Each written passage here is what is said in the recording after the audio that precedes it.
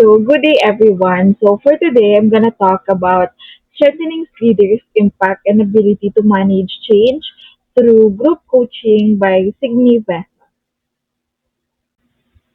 So, for the quick overview, this presentation consists of theory about leadership, coaching, executive coaching, group coaching, trust, and author's model about leaders' influence, relationship orientation, and goal orientation in teams. Theory and model is followed by longitudinal study in one company. So, in the past 20 years, coaching has received increasing attention and endorsement as an important managerial activity. So, the role of the leaders is significant in change process, firstly because they need to change themselves, and secondly is they need to help their team to change.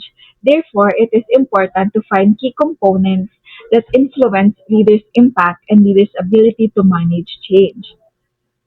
Author 2007 study Vessel stated that the specific development areas of leaders are the leaders' trustworthiness and behavior.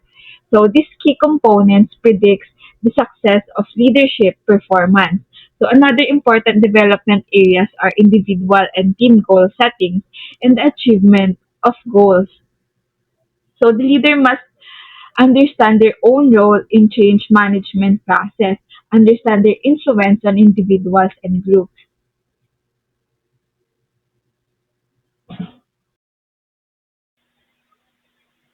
So leadership. So for Gardner 1997, leader is a person who by work and or personal example markedly influence the behaviors, thoughts, and or feelings of a significant number of their fellow human beings. So when it comes to the organization, among the most common outcomes of leadership behavior is the facilitation of organizational change. So if the leaders want to achieve organizational change, then they should implement changes in themselves at the first stage. For instance, if you're a member of the organization and the company, let's say, implemented the change that starting on Monday, all the employee of the company should wear a formal attire. So if you're the employee and you don't see the higher up leading by example, susunod ka ba? Of course not. You will hesitate to follow. That is why it is important for the leaders to lead by example. So leadership studies shows that the most successful organizations are the product of distributive, collective, and complementary leadership.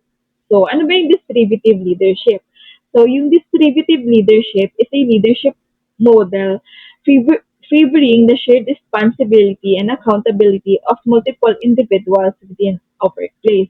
So for example is practice includes teachers, leaders presenting weekly after-school professional development. So, yung session na yon, it focus on sharing examples of practice, school-based programs, and resources to support students' outcomes. So, bakit ba importante yung distributive leadership?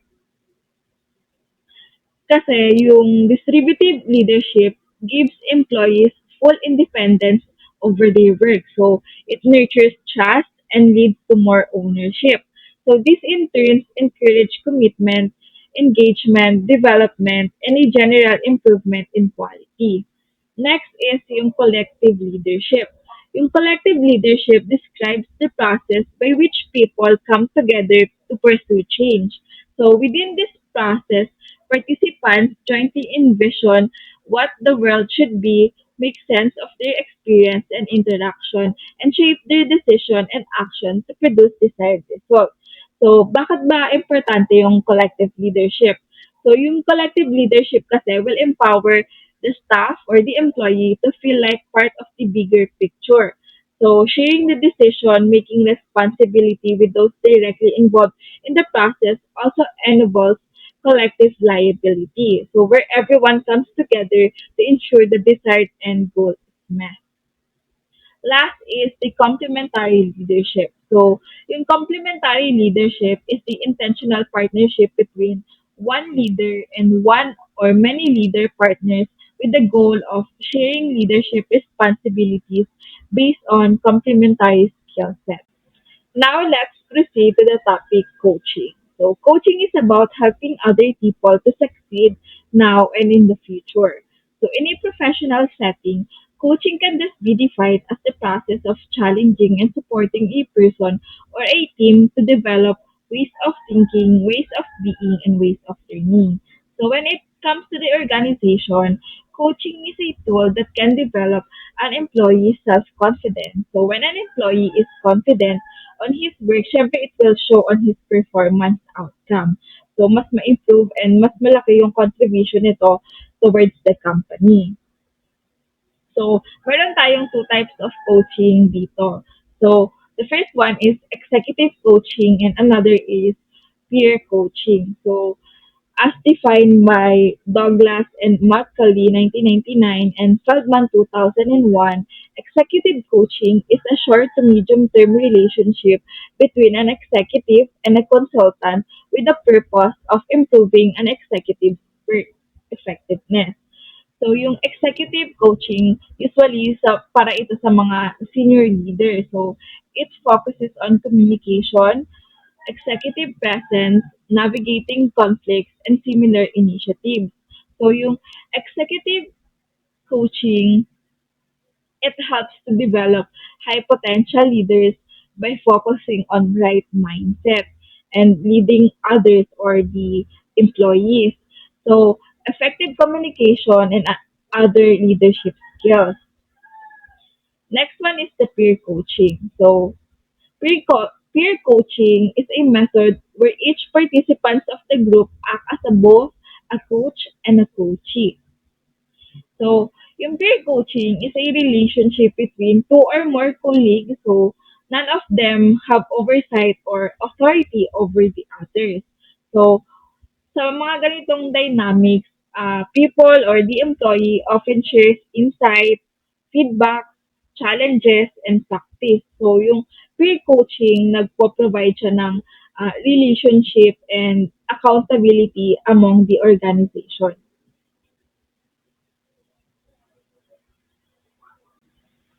Now let's move on to another topic, which is trust. So, according to Robinson 1996, trust can be viewed as an attitude held by one individual, the trustor, towards another, the trustee. So, dito, most research antecedents of trust have focused on trustors' perception and belief, such as Shastra's perceptions of justice, competence, benevolence, and integrity. So, ayun yung mga critical condition para mapagkatiwalaan ka ng isang employee. Next is building trust is the first step towards building a cohesive team, according to Leoncioni 2012. So, research suggested a link between trust and a variety of work behavior, including employee performance, both individually and as a group. Another is yung open communication, a commitment to the team's objectives, team performance, and increased coordination and cooperation. So for the author's theoretical model for this study, it consists of three levels. The first one is the leader, the second is relationship orientation in team, the third is task orientation in team. So each level is divided into two categories. Sa leader, meron siyang leader's trustworthiness and leader's behavior. Sa relationship orientation in team naman, meron siyang team members' attitude towards each other and team members' behavior towards each other. On the other hand, sa task orientation in team naman, meron siyang team goals and achievement of goals. Now let's proceed to the hypothesis for the empirical study. The author came up with five hypotheses based on the theoretical model. Hypothesis 1 stated that leaders in all teams do better when they participate in group coaching, which helps improve their performance. Hypothesis 2 stated that leader gets the highest score, then relationship orientation, and followed by task orientation. Hypothesis 3 stated that the results of the second study are more similar because group coaching helps leaders improve their coaching skills and improves communication between team members, which helps the team understand the situation better.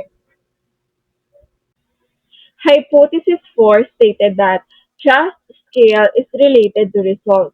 In teams where there are higher results, the trust scale is also higher. Hypothesis 5 stated that leaders value themselves and the team situation higher than the team members. So for the method, two studies were conducted in the Estonian biggest telecommunication company to investigate the impact of group coaching on the performance of the team leaders. So the first study conducted before leaders group coaching in August 2009. So sa first study, there are 11 teams participated with 95 total of participants. So the repeat study completed after group coaching in March 2010.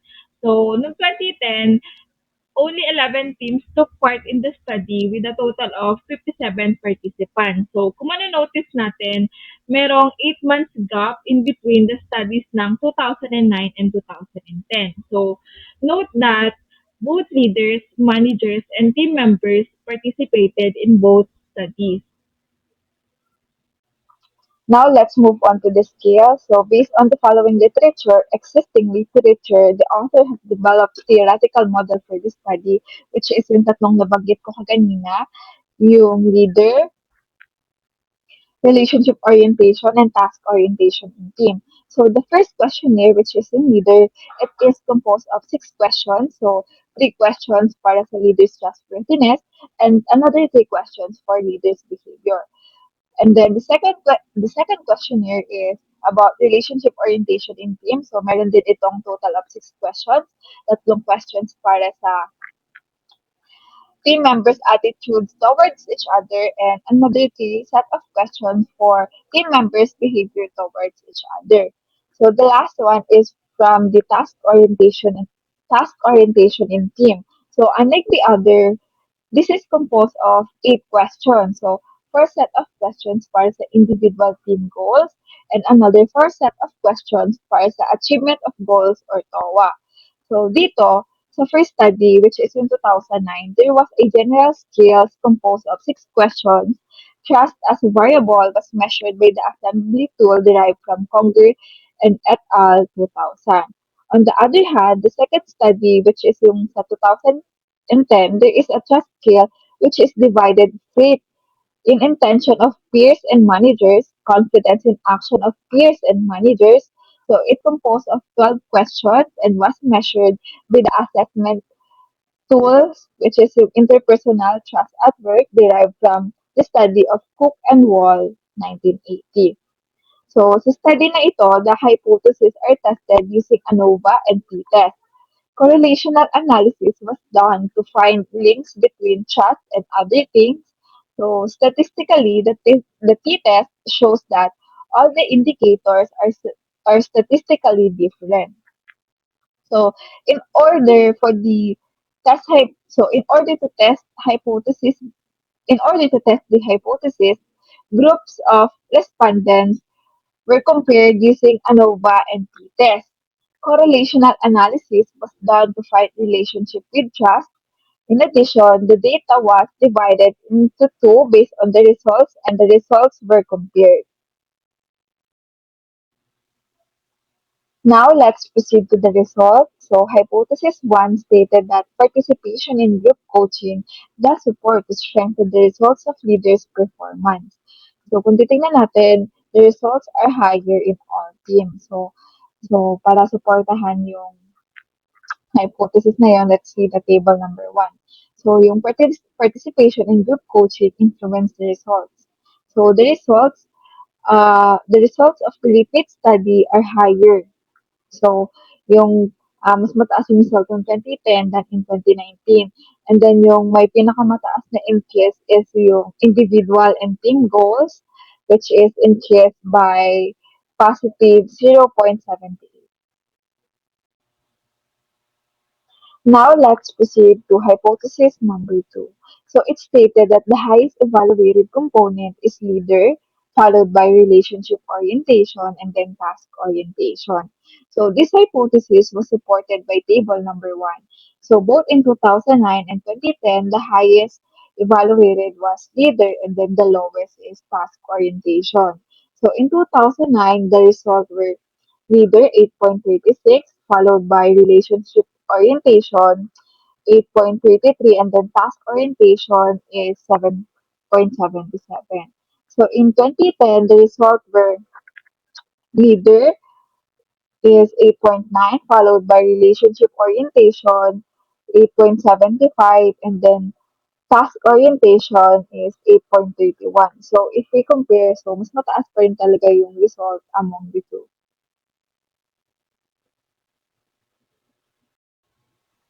Now let's proceed to hypothesis number three. So it stated that the results of the second study are more similar because group coaching supports leader to develop their coaching skills and therefore the team members' communication improve which help the team to advance the context more speedily. So kung tignan natin yung table 1, the motivation in 2010 was statistically significantly smaller in 2009.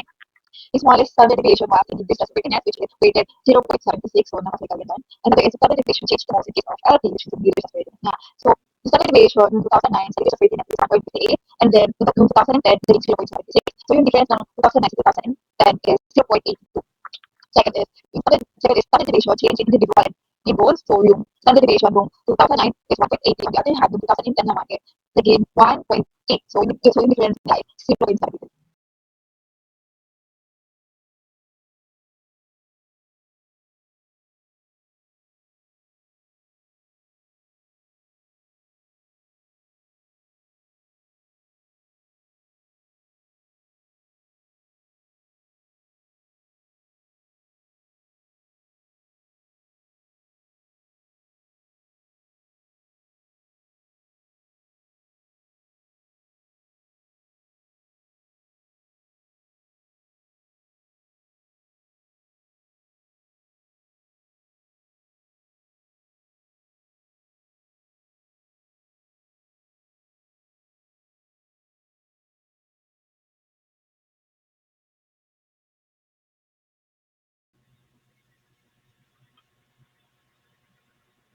Now let's proceed to the hypothesis number four. So it stated that trust scale is related to results. In teams where there are higher results, trust is also higher. So this hypothesis was supported by table number 4 and 5. So in order to test this hypothesis, two groups were created based on the results of the team.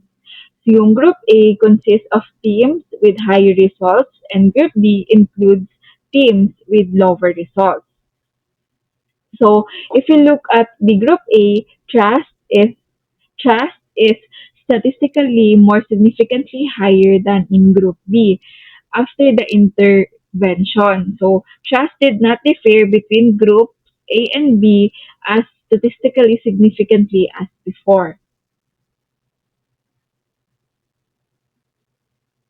Now let's proceed to the hypothesis number 5, which states that the leaders value themselves and the situation higher than the team members. In 2009, all skills were given the highest score except ROB or team members' behavior towards each other, which got 8.05 from team leaders and 8.07 from leaders. Also, leaders managers gave all the skills the lowest rating this year. On a scale of ROB, they gave it 1.3, point less than the leaders on the scale of ILB. They gave it 0.82, point less than the leaders. In 2010, though the results were different, all LT got the highest score, or the leaders' trustworthiness. Leaders gave the lowest rating on the scales, and this year the ratings of leaders and team members are more alike.